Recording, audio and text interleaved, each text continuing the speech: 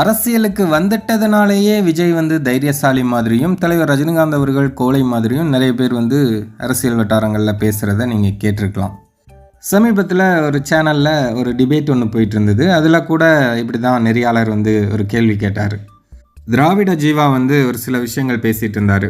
அதாவது விஜய்க்கு இவ்வளோ கூட்டம் கூடியிருக்கே அப்படின்னு கேட்கும்போது, இவர் வந்து கூட்டம் அப்படிங்கிறது எல்லாருக்குமே வரும், டிடிஎஃப் வாசனுக்கும் வரும், யார் வந்தாலும் வரும், என்ன விஜய் அஜித்துக்கு கொஞ்சம் கூட்டம் அதிகமாக வரும், டிடிஎஃப் வாசன் கூட கூட்டம் வரும், நயன்தாரா கூட கூட்டம் வரும், விஜய்க்கு ஒரு கூட்டம் வந்திருக்கு. அப்படி எல்லாருமே கொஞ்சம் கூடுதலாக கூட்டம் வரும் விஜய்க்கு அஜித்துக்கு. அப்படி தான் நான் பார்ப்பேன், என்னுடைய பார்வையில் அப்படி தான் பார்ப்பேன். ஏன்னா வந்து கன்சிஸ்டண்ட்டாக வந்து சூப்பர் ஸ்டார் ரஜினிகாந்த் அவர்கள் வந்து 30-40 வருஷமாக அவருடைய ஃபேன் பேஸை வந்து கொஞ்சம் கூட குறையாமல் அதே அளவில் அப்படியே ஸ்டேபிளாக வச்சுருக்காரு.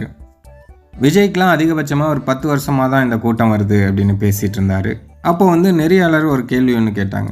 அவங்களுக்கு ஃபேன்ஸ் விஜயோட ஃபேன் பேஸ்ன்னு பார்த்தா ஒரு 10 வருஷம் அதிகபட்சம். ரஜினிலாம் பார்த்தீங்கன்னா ஒரு 30-40 வருஷம் அவருடைய ஃபேன் பேஸ் அப்படியே ஸ்டே பண்ணி வச்சிருக்க, ஸ்டேபிளாக இருக்குது.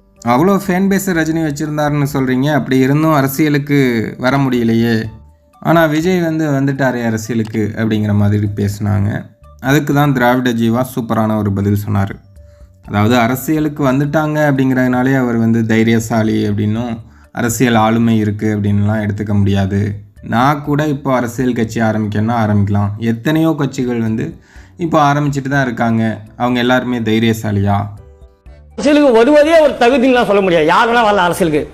லெட்டர் பேடு வச்சுக்கிற யாருன்னா அரசியல், நான் கூட நாளைக்கு ஒரு அரசியல் கட்சி ஆரம்பிச்சு ஒரு அரசியல் கட்சி சொல்லி காட்டலாம். அரசியலுக்கு யாருன்னா வரலாம். நான் இவங்க தான் வரணும், இவங்க தான் வரக்கூடாது, இவங்க வந்தால் தைரியசாலி அர்த்தமா? அரசியல் தைரியம் அப்படிங்கிறது ரஜினிகாந்த் அவர்களுக்கு இருக்கிற தைரியம் கண்டிப்பாக வேறு யாருக்குமே இருக்க முடியாது. ஏன்னா ஜெயலலிதா அவர்களுடைய விழாவில் போய் கலைஞரை பாராட்டி பேசுவார், கலைஞர் விழாவில் போய் ஜெயலலிதா அவர்களை பற்றி பேசுவார். அந்த தைரியம் வந்து விஜய்க்கு இருக்கா? யாருக்குமே கிடையாது அந்த தைரியம். திமுக மேடையில் ஏறி ஜெயலலிதா பேசுவார், ஜெயலலிதா மேடையில் ஏறி திமுக பேசுவார். அந்த மாதிரி அதான் ஆளுமை, அதான் அரசியல். சரி, சினிமா நூற்றாண்டு வேலை போய் கலைஞர் படத்தை வைக்கணும்னு சொல்லி ஜெயலலிதா முன்னாடி ரஜினிகாந்தால பேச முடியும், விஜயால பேச முடியுமா? அதுதான் அரசியலில் தைரியம், அதுதான் அரசியல் ஆளுமை. அரசியலுக்கு வந்துட்டா மட்டும் அவங்க வந்து தைரியசாலி, அரசியல் ஆளுமைன்னெலாம் எடுத்துக்க முடியாது.